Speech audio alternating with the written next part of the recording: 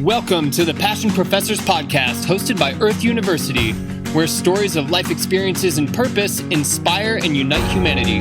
Here's your host, Lindsay Andreotti. Hey, everybody. Welcome to the Passion Professors Podcast. I'm your host, Lindsay Andreotti, and I have with me today Joe Aschenbrenner, all the way from Germany today. Joe, welcome. Welcome. Yeah, I'm so happy to be here. Thank you. I am so excited to have you here. There is so much that you can teach our listeners about what you know.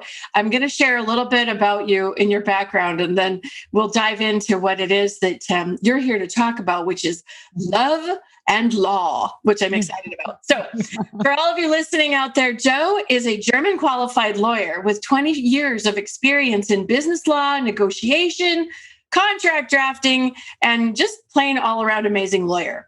Her mission is to unite law and love and to inspire lawyers to follow their hearts while advising clients, drafting contracts, and living their private lives. Joe, you have amazing experience, and I can't wait for you to tell us a little bit more. So how did you come up with this idea that lawyers need to use love in the law?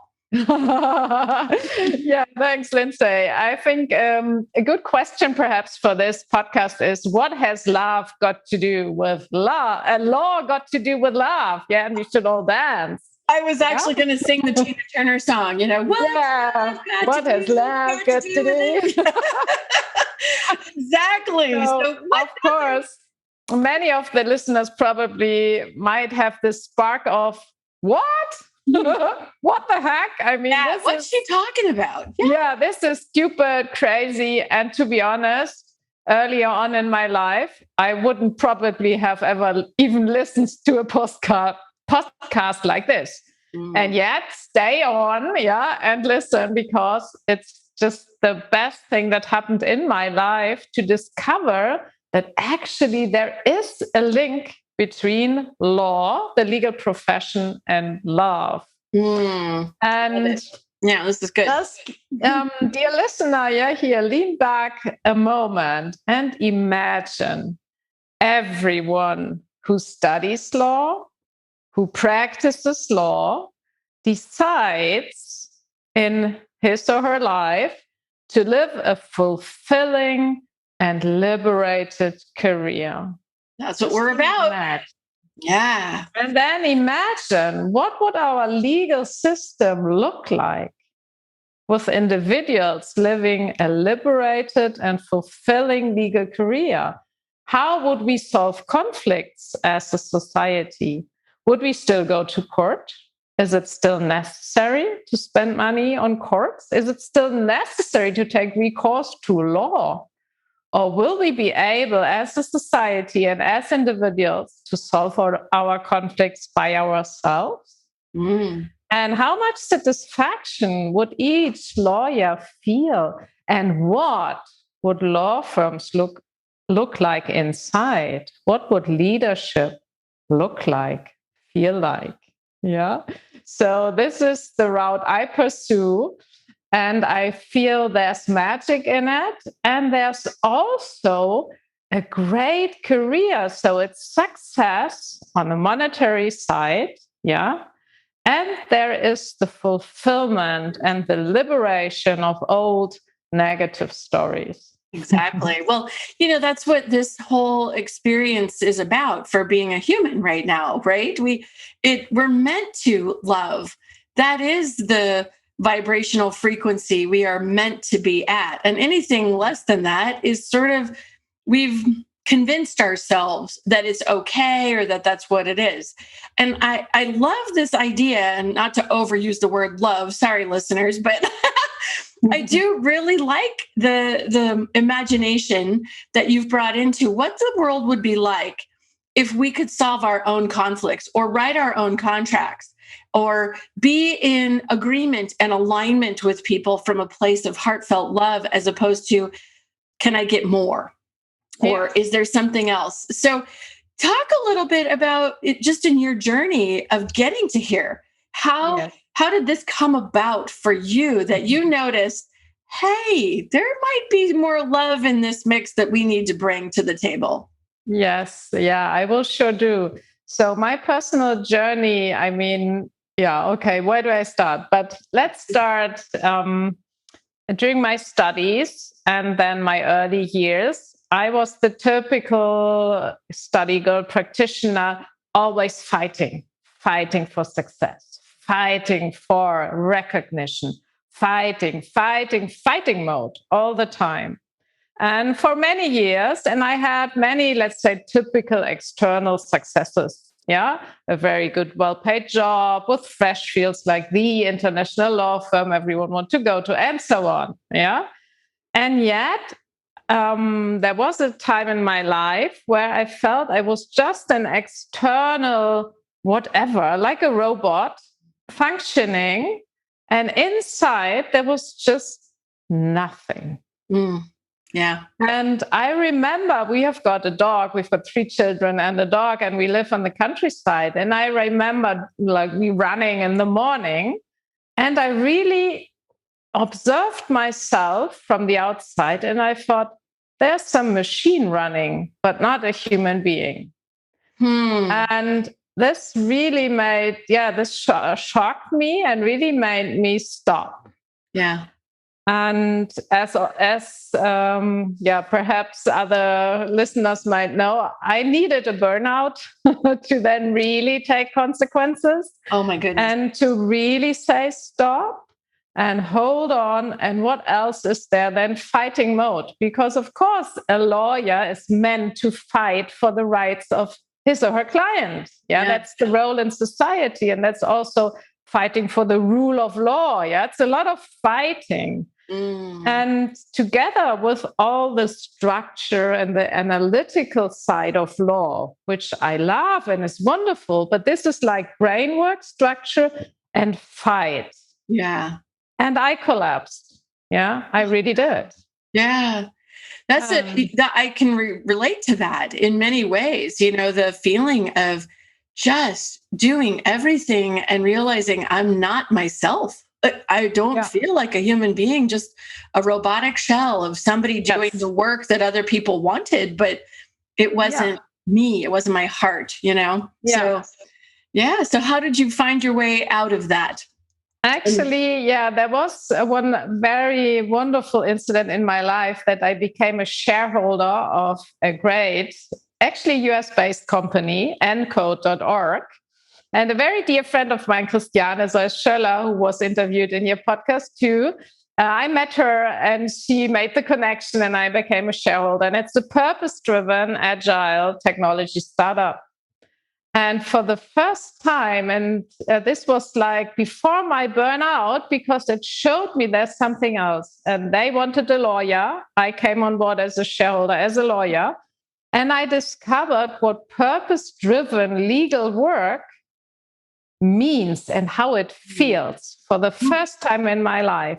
Cool. And I also discovered that I, Jo, was really wanted, and my work and my input was wanted, because sometimes I felt I'm not right, I'm wrong, all this stuff. And in this environment, I was right. And I felt I know my why, because with the contracts I designed, I enable purpose-driven work in the world. Cool. And this was like an explosion of my soul and my love for myself and for everyone. Yeah, that's so great. Yeah. But it's awesome, because what you're doing there is you're being you. You could see that there was a different path. And now you found some fellow imaginals who could see a world similar to the one you could see. And now all of a sudden you can make things happen. And I love that story. And I want to remind our listeners that that's part of what the whole purpose of this organization that I work with is about, is helping imaginals find each other. You know, so let's talk about people who are like the Encode.org folks, but anybody that you want to work with is probably a purpose-driven person, correct? Or talk a little bit about what you notice is maybe different about those who love working with you. Yeah. I don't focus so much on purpose. I think purpose is one way to discover my true self. And yet I don't talk about true self so much because where I meet 10 years ago, I didn't even use the word true self. It was like, hey, what? I'm a lawyer. True self? Yeah, what the heck? Yeah. So I use the word perhaps heartful or driven by your heart, and what's the fulfilling career. And this is how I reach the persons I would like to go on a journey with. They're lawyers in law firms or in companies. Yeah. And they reach out to me because once they observe themselves, as I did while running, when they are brave enough to take this step, let's say outside, and observe themselves in these legal careers and say, what? What am I doing? What am I doing? Why am I chasing billable hours? Why am I sacrificing my health? Time with my beloved partner, with my children. So why am I sacrificing all this to a system of how we practice law? Why do I do that? And actually, 2 days ago, a former peer of my high school contacted me, a very renowned lawyer in Germany, and he said, we need to talk. And we do. And he told me that, last sentence, that during Corona, and this is a positive effect, enabled him to take this observer state. Exactly. Yeah? Oh, that's beautiful. Mm-hmm. So in a way, he was really grateful, because it slowed down. Clients didn't book as much. Yep. And he said, no, this is not how I'm going to lead my life for the next, 20, 30, 40 years. Yeah. That's beautiful. And, Corona did do that for a lot of people. It helped them achieve that observer state, determine what was really important, and then make some shifts in their lives and careers. And I love what you're doing. So can you give me an example of what might be different in, say, a contract when there's more love in the law? What's the difference? What do you notice? Yeah, the difference is that the true interests of the people, as with Harvard negotiation, what they started off looking for interest. And it's really even deeper. For example, in the labor contracts I do, I integrate what is the people's mission. I have conversations before we conclude them. And so it's like an individual. And the individual has a bond. Yes. An individual bond to the contract. Yeah. Or, for example, another good example, our eldest son, he's 15, he turned 15. He will visit an international online school, the School Beyond Limitations. And of course, they also have contracts between the school and the parents, of course. Yes. And I also advise them as a legal advisor. And in the contract also is the mission of the school, and is this loving understanding that this is the journey. This is the journey, and this is not a pure exchange. Of course, it's exchange of money. And of course, the school is expensive and gets what the school leader needs to organize everything. But this is like one level.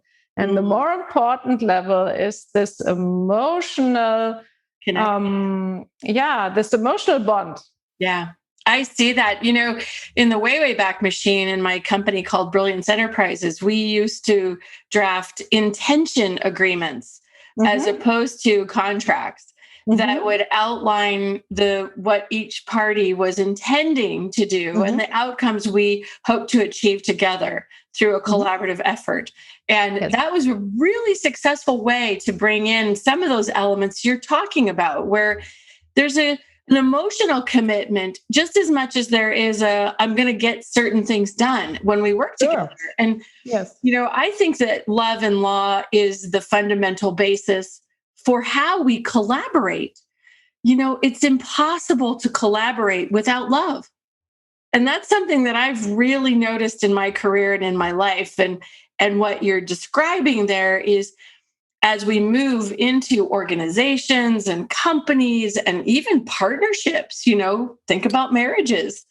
Those connections need to be part of the conversation, not just here's what you get, here's what I get when all of it goes wrong, because that's really what legal contracts are about. So I love what you're up to, Joe. That's amazing. Do you have any ideas for what other kinds of things you'd like to see the love get infused? So is it you talked about contractual language, you talked about agreements, but are there other ways in law? Like you talked about courtrooms. What do you see? If there's a world without courtrooms, what do you imagine that there is instead? Yeah, actually, of course, I don't have anything against the rule of law in courtrooms. My problem, just that everyone understands with courts, is that by necessity or by law, they may only look at such a minimal aspect of life, which is then looked at by the legal provisions and see yes or no. Yeah, do you get damages? You don't get damages. Yes or no? Right. And they have to work like that. There's no other choice. Yeah. But of course, life is so much more. Yeah. So the world I imagine is that we don't need to take recourse to law. We just don't need it. It's still there and it's valuable because it might give protection.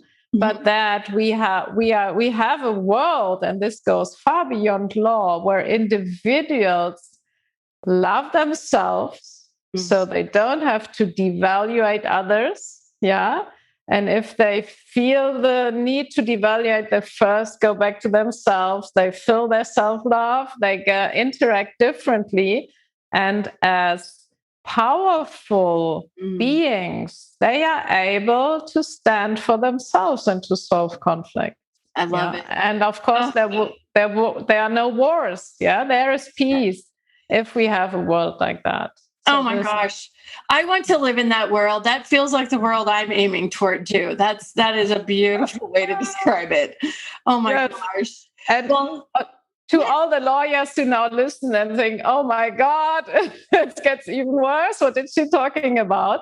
I mean, you lawyers, listen now. You are so important. Yeah, you're so important in designing this change because you have such a central role in our democracies. Yeah, 100%. Absolutely. You are the appointed and independent advisor in all legal matters. Yeah. You serve the realization of the rule of law. So yes, we need you to undergo this change. Yeah. No kidding. Well, I'm curious, are there schools of law that are teaching this idealistic way of looking at the next world? Or are you sort of becoming the lead teacher of this way of thinking about law? I will be the founder of the School Beyond Law. Oh my gosh, that's so exciting. Love it. Oh, Joe. So tell us a little bit about your business now. It's called I underwent a career shift from, as you said, thanks for introducing me, 20 years of practice in business law and a lot of labor law, business law, contract drafting. In 2021, I underwent my career shift and I will let go of all legal advisory and I am already a mentor for lawyers wanting to pursue a fulfilling and liberated career in order to serve in the world. Oh my gosh, that's so amazing. And your company is called? LawWorks. LawWorks, and it's spelled LAW-WORX.com for those of you who are looking for Joe. And Yeah. Are there ways that they can connect with you? Are you on LinkedIn? What are you up to so they can find you? So under my name, Joe Aschenbrenner, you find me on LinkedIn in English and German. And you find me on Facebook too, just under my name, Joe Aschenbrenner. Yeah, and please connect. Yeah, I'm really happy to connect. And I'm so curious to hear from you, where you're at which stage, what you think. Yeah, let's discuss. Yes. And for all of you lawyers that are listening out there, please do connect with Jo and consider attending her Life After Law school. Yes. No, wait, Life Beyond Law. That's what it was. Yeah. And it involves a lot of traveling. And I will also have several meetups with my mentees around the world. So stay tuned. That's the fun. Next meetup is in September in Florence. And as my partner is a professional photographer, you can also book him and have professional photographies in lovely Florence. Oh my gosh, that sounds amazing. In September, you said? Yes. Yeah, coming right up. Jo, it is such a pleasure to know you and to experience your energy and your passion for changing the way we think about law in our future dealings. And I want to commend you for that. And it's been on my heart that someday I would meet someone who wants to be the imaginal, who is looking into the future about how we might do law better. And I'm so pleased to know you, and I'm grateful for you joining us today. Thank you. And I'm so grateful to you, Lindsay. Thank you so much. My pleasure. So for those of you who are listening, please do comment and definitely get in touch with Jo if you're interested in doing love and law and doing law a little bit differently. And be sure to hit the like button and hit the subscribe button. We want you to listen to more podcasts with our passion professors. And we are excited that you are part of this Earth.University tribe. Thank you for joining us.